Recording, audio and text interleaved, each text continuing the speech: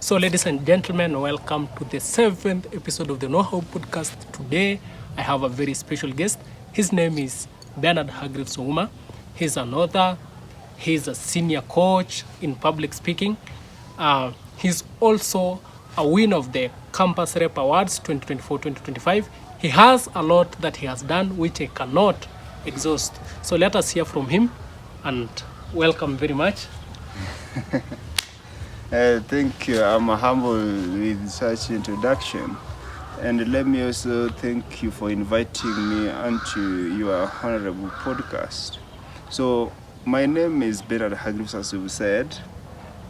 And I don't want to mention all that you've said. They belong to me. Only that I'm a member of World Literature.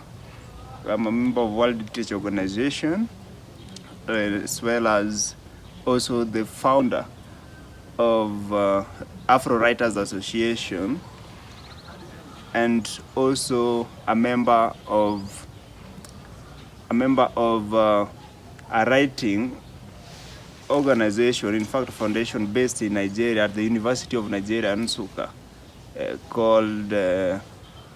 called Concerned Writers Publishers, situated in University of Nigeria, Nsukka. Yeah. And can you briefly tell us maybe your educational background, how your education shaped your love in literature and maybe in the field of writing? Well, first, my love for writing can be tracked for many years ago, since primary school, because I used to love writing compositions, and even into my former high school. There is where now I realized that I could write.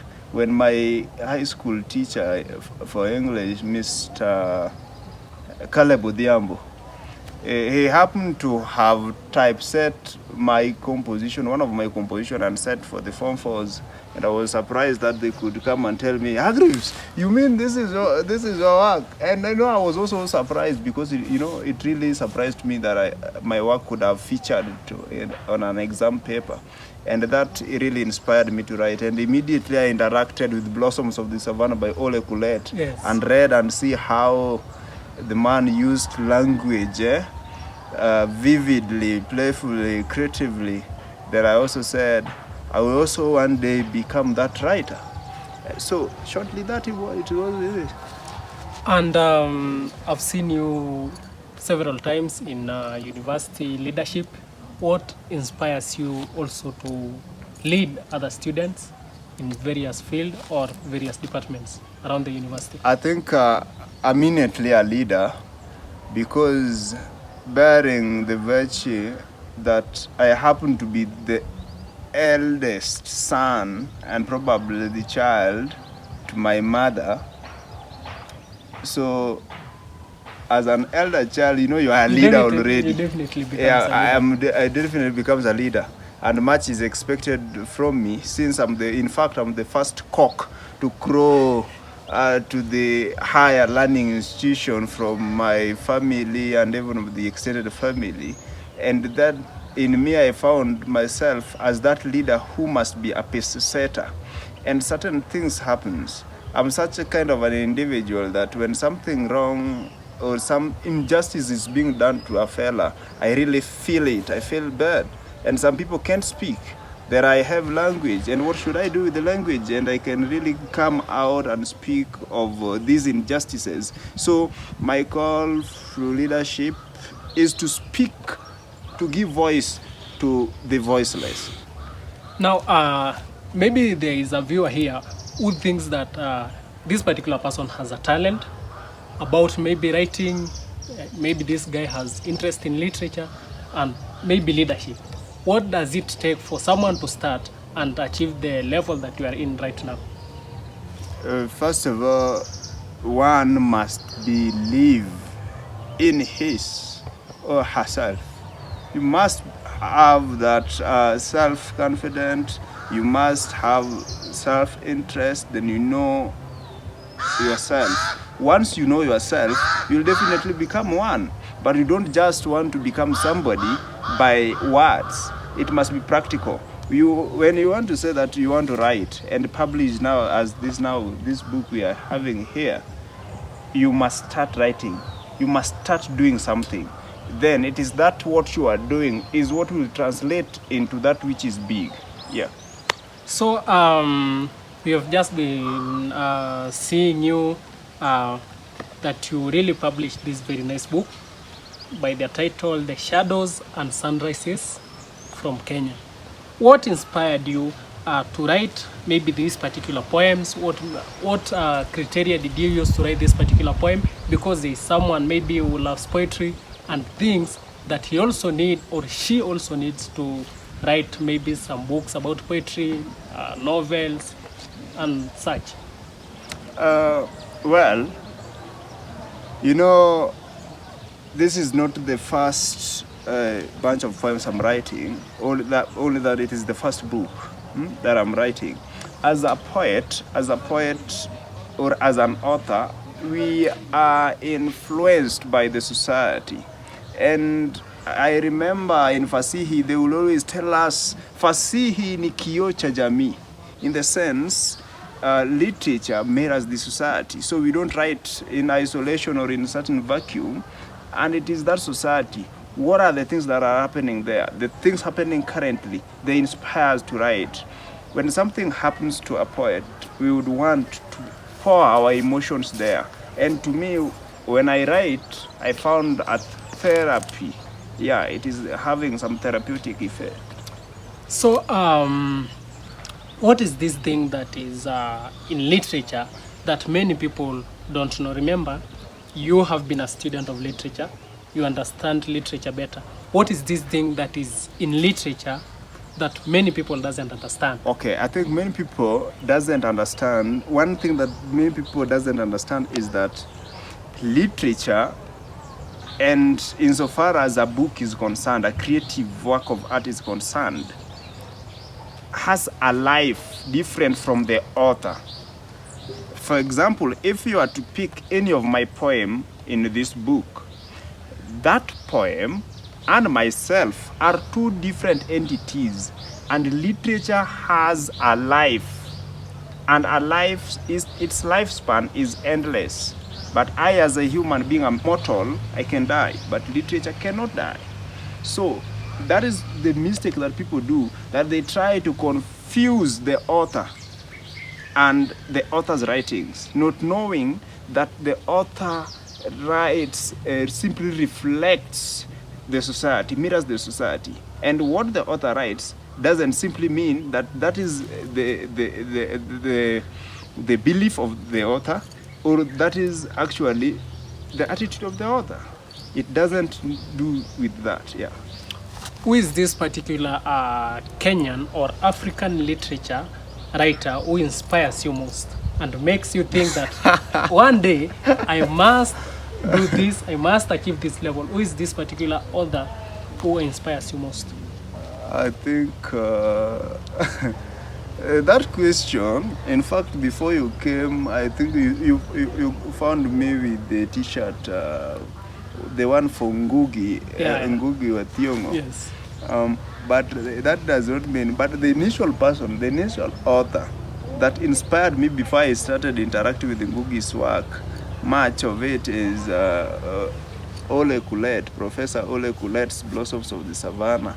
And even when I also read the Ngugi wa Thiong'o's The River Between, reading Ngugi wa Thiong'o's A Grain of Wheat, and other many writings, plus even Chinua Achebe's Things Fall Apart, these are all African who wrote and really inspires us. But we did not stop there. Somebody may think that I'm such chauvinistic if I may only mention male authors.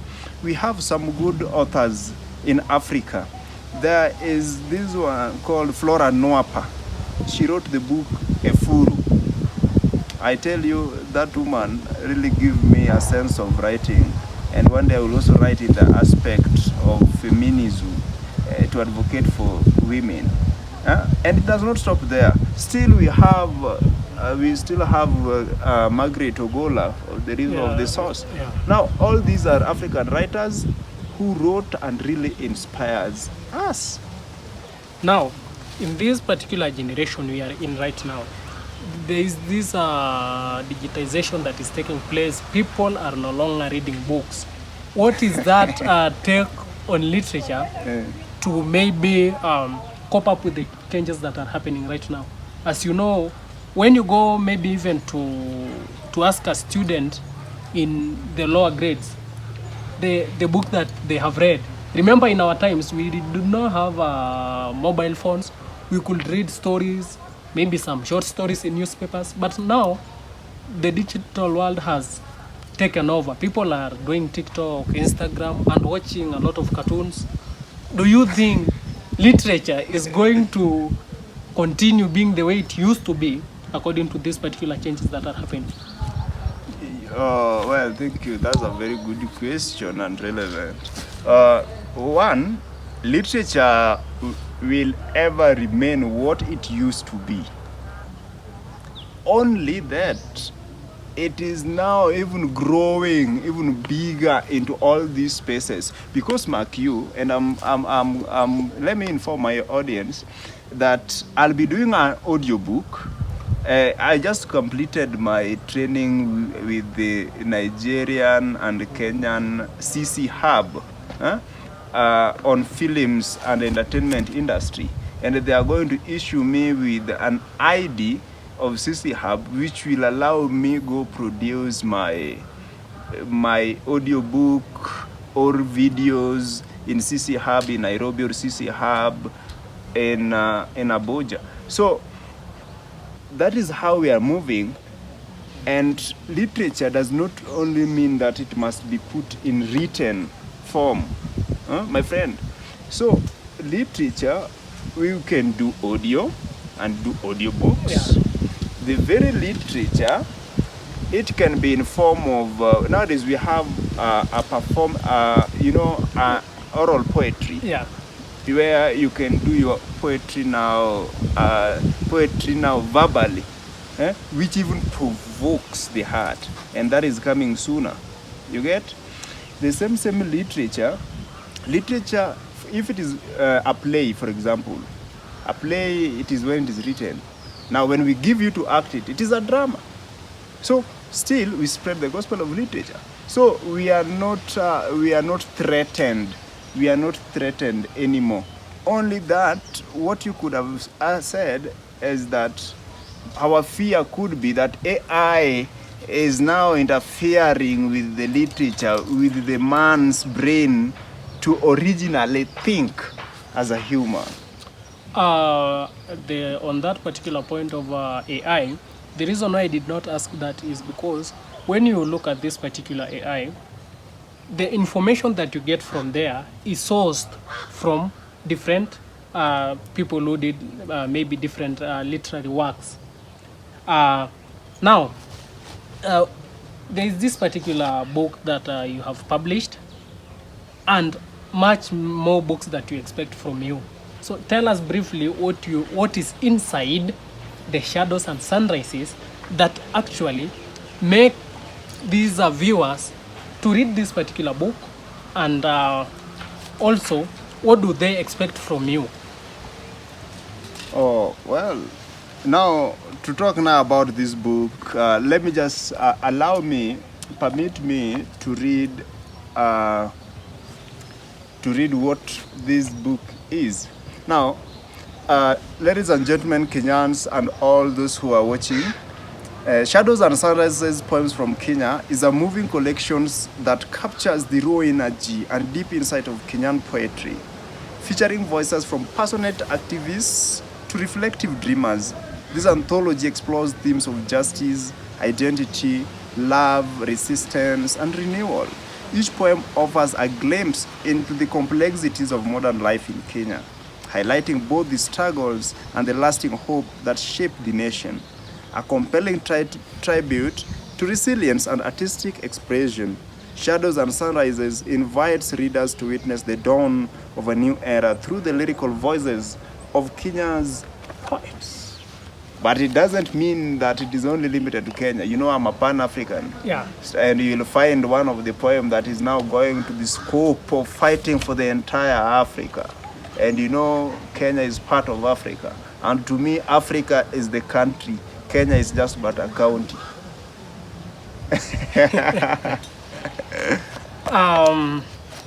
Now, So, there are some students, or maybe there is a student who is doing literature, and he thinks, remember, when you join universities, we usually select our courses when we are still in high school. We are not exposed so much to what we are supposed to do. Maybe there is a student somewhere who did literature, but thinks that literature is not the thing. There is that particular is in high school who doesn't know what is literature about. What can you tell them about literature? What do they get from literature? Why should they study literature? yes, as I answer that, I think you'll also have to choose one of my poems so that they will listen and get also, once they get the taste, they may say, okay, this thing is good. Now, for those people who are studying there, students, I was teaching at Solian Girls some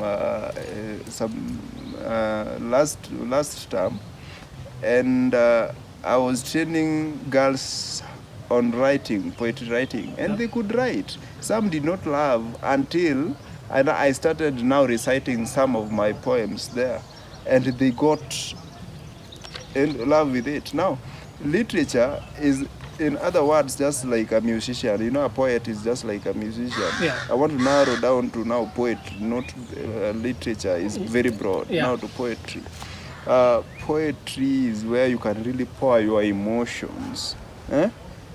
So yesterday I wrote on my WhatsApp status that the reason as to why I write, sometimes I do not write because I want. I write because Juogi directs. So Juogi is the spirit, that spirit in you. Juogi directs so that you must write. Because if you don't obey, You don't the obey spirit, Juogi. when you don't obey Juogi, you may end up pouring your emotions. In my friend, you can end up even killing somebody or even ending up to jail because there are certain emotions that are very powerful. Yeah.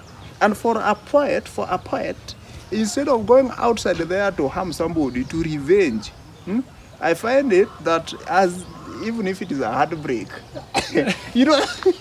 we may not go there as men to go and kneel down because that is injustice. That is feminine, but we would really cry on the paper and give other people. Yeah. It is really touching.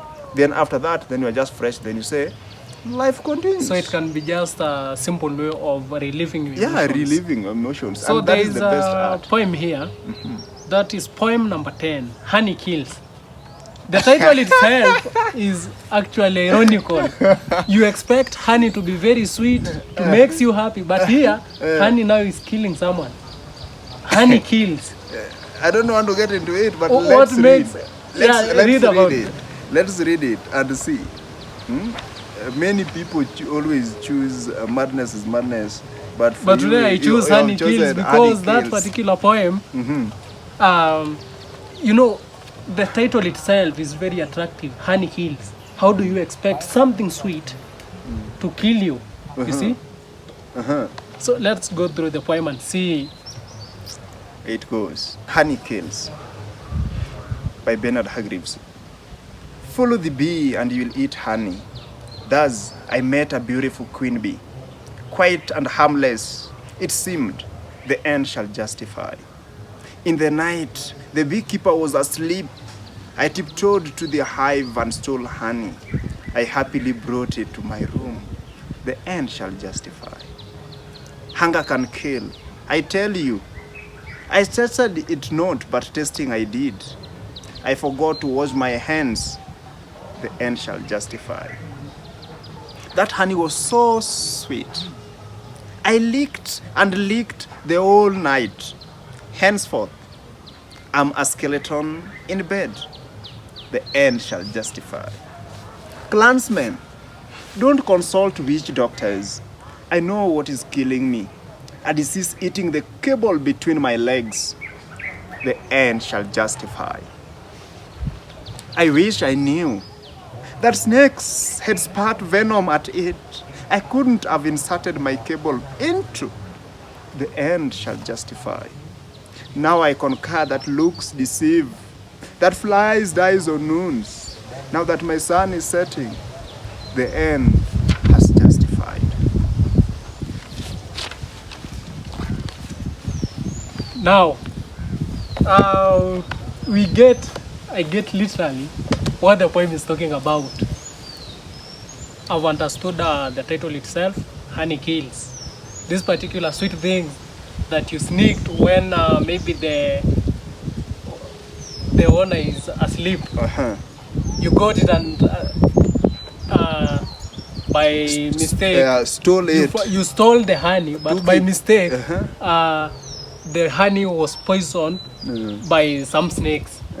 Some people, can you tell us the difference between the normal language? Because only a student who has done literature, I am one, I'm a literature student, I understand what the poem is talking about. But there's someone who literally thinks the poem is about taking honey, there is some snake somewhere. Tell us the difference between the real world, the real, so, you know, layman's the language. audience will be asking, I know, in the comment section. Yes. That now, you've said you understand. So, what does the poem mean? Try to tell us what the poem them. is about, because someone may think it is about snakes and some bees somewhere. Yeah, now, that's why I said, when we write for the audience consumption, and the information, how the audience is going to receive the information is not at all my business for interruption. I don't want, if I was to put it in plain language, in a sense that it will become obvious, I could have used the plain language. Yes. You get.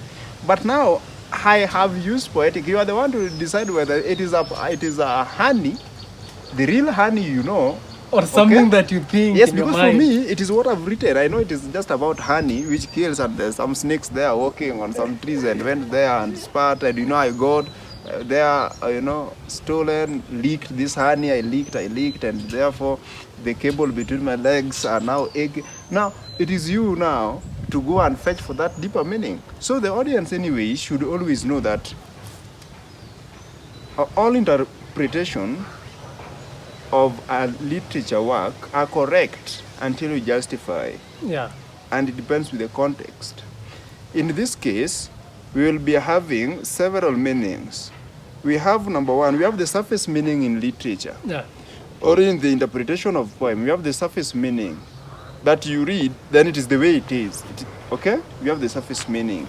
Then secondly, we have now the deeper meaning, that in-depth meaning, okay, beyond what you see as a honey, what it is, okay?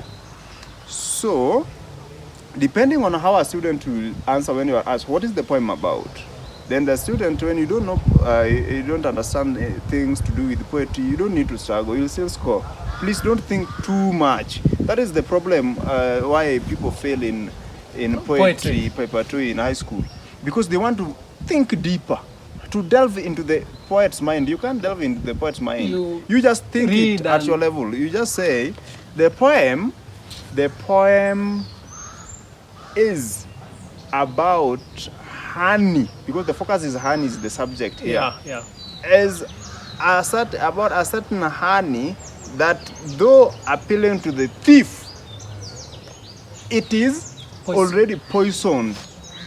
That as the thief goes ahead to eat it, okay, he ends up dying or getting poisoned by the honey. So in other words, the thief was happy that he's now stealing the honey, somebody's honey, because the owner of the honey is asleep. Yeah. But yet now he is also dying. Now he is now crying. How I wish I knew I could not have even stolen. You get? Yeah. So the person simply gets a score, in fact, full marks. And now you as a literature student, you will now also bring your other the in-depth meaning. Yeah. Because you want to, because you are smart, you know, and you still score. So what is the meaning of that poem? That in-depth.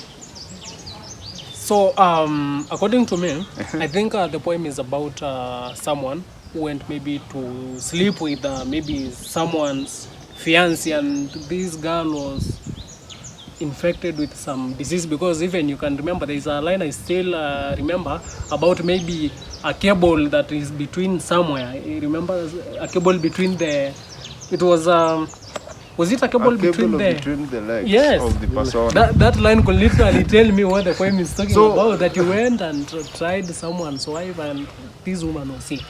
You end up being sick, you become a skeleton, you become thin because you are infected. So what's with the cable in disease. that sense in between the legs?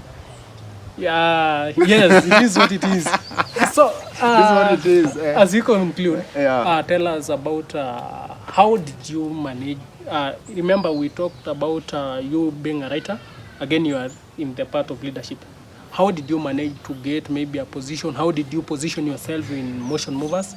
Then, lastly, you will tell us how you managed to win the awards of the best campus representative, that is 2024-2025. So start telling us, how did you manage to get to the part of leadership in coaching and much?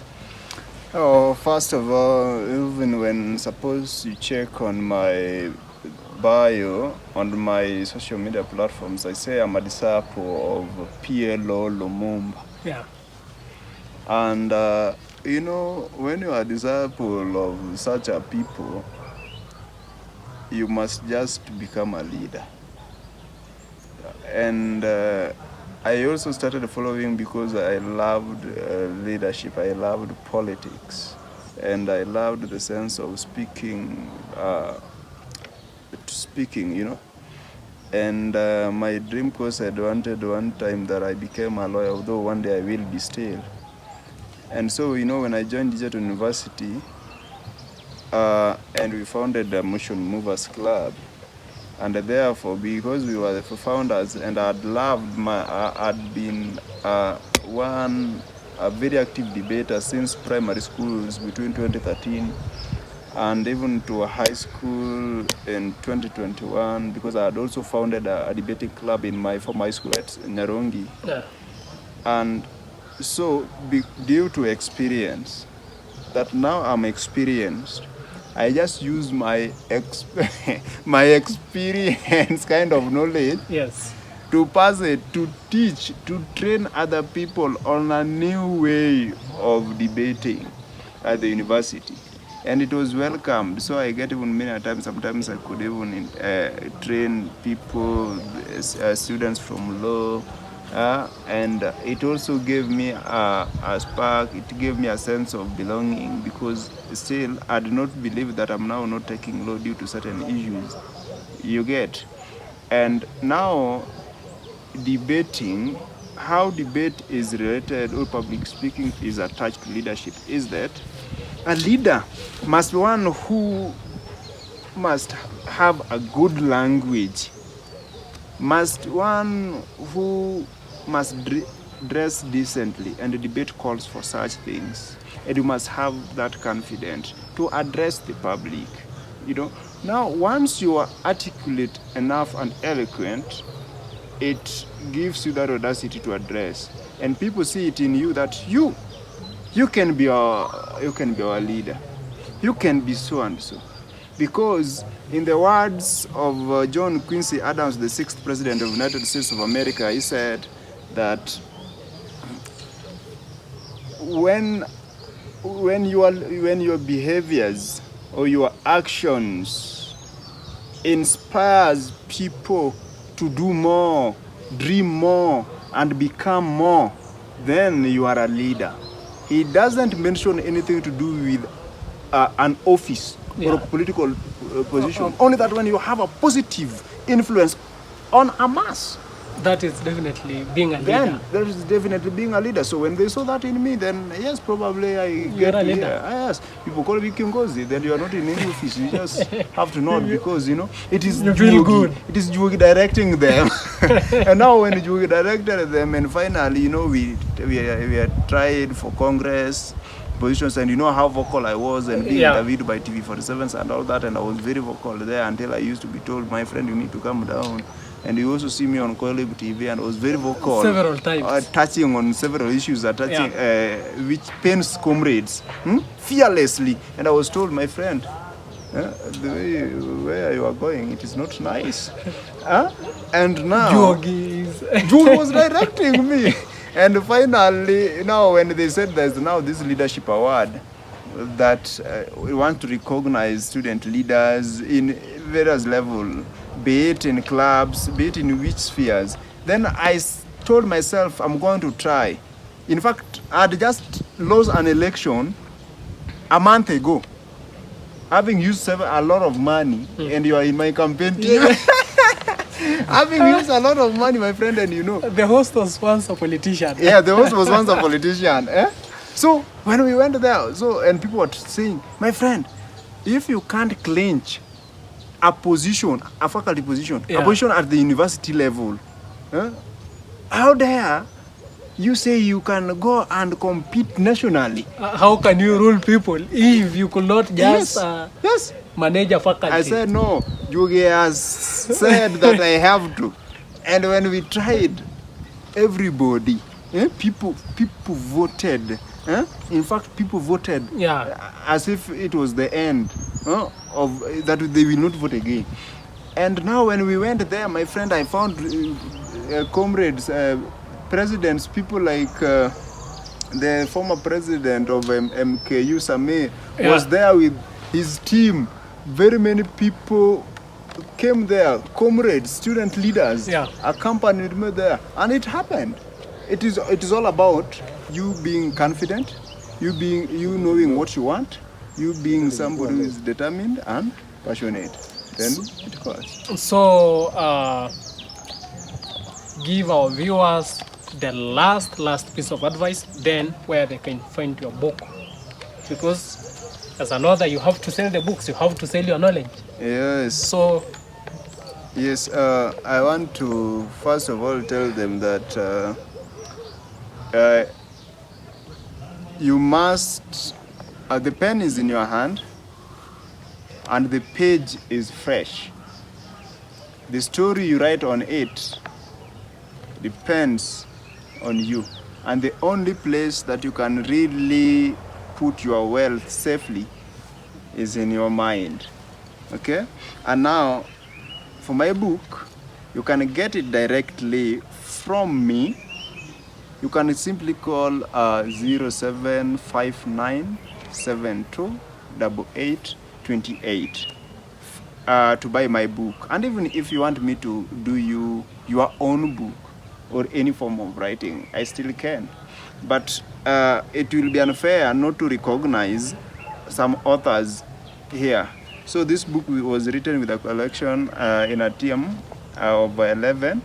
We have myself, we have Kimutai Kimboi Alan, Sylvester Chieng Juma, Kennedy Kiragu, Andrew Ngumbau, Boniface Andale Okwaro, Miklin Kamati, Yvonne Elizabeth Waithira, St. Eliud K. Ikuyu, Collins Kiberenge, Faith Gacheri.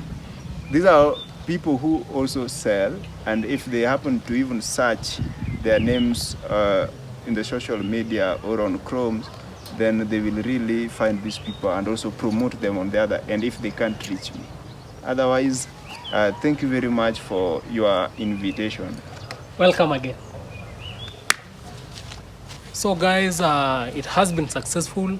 Thank you for watching. See you in the next episode.